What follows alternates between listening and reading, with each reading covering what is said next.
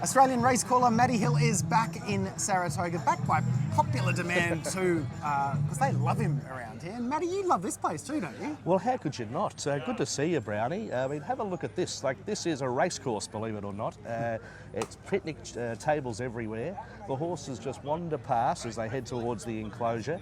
And you sit under a tree with a nice bit of spring water and have a gamble. It's magnificent, and of course it's the oldest sporting venue in the States, so it's got so much mystique to it. It's a very special place. The whole town is decorated in racing livery, and they basically stop for this 5-day festival of the Belmont Stakes, which is unique in itself that it's here for the third time and the last time. You have to do it. If you're a racing purist, and you like travelling to race courses, this is one you have to have on the bucket list. Yeah, well, you're overdressed because you've just been on air for the Fox Naira coverage here in the United States, broadcast throughout America, and you've been interviewing jockeys and trainers. Absolutely, and the Melbourne Cup arrives tonight with Lee Jordan, of course, from the VRC, so it'll be on the broadcast tomorrow, and for the Melbourne Cup to get coverage across America is quite special, really, and we're attaching the race that stops the nation with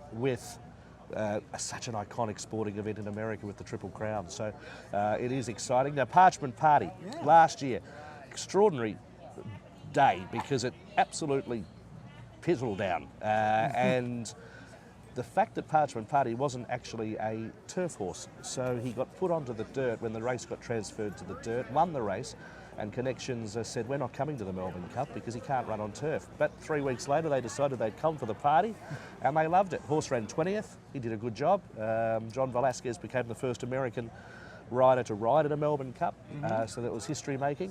And, you know, the Grey Wizard the year before, he had some decent form lines around a few, so it'll just be really interesting to see this year, now we're back on turf, who wins it and what they plan to do.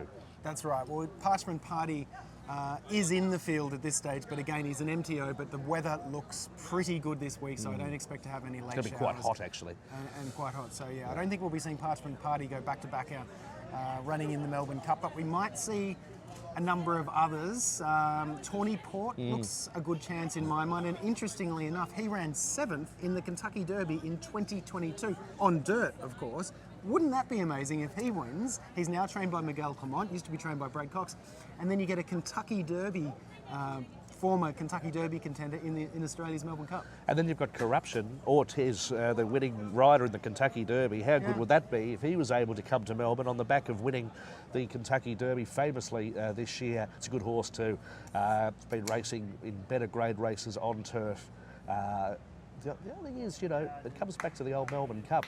A lot of these horses don't run 2 miles. They don't run 2-mile races here, so it's going to be a slogfest. There's no doubt about that. Parchment Party won't get a run, and I'm with Corruption. I think it's about a 2-to-1 chance. It's just got the score on the board, but it has to run the 2 miles. That's probably the big key. All right, well, we're looking forward to Matty calling that race here at Saratoga, the Belmont Gold Cup on Thursday afternoon. As we just mentioned, a win and you're in for Australia's Melbourne Cup.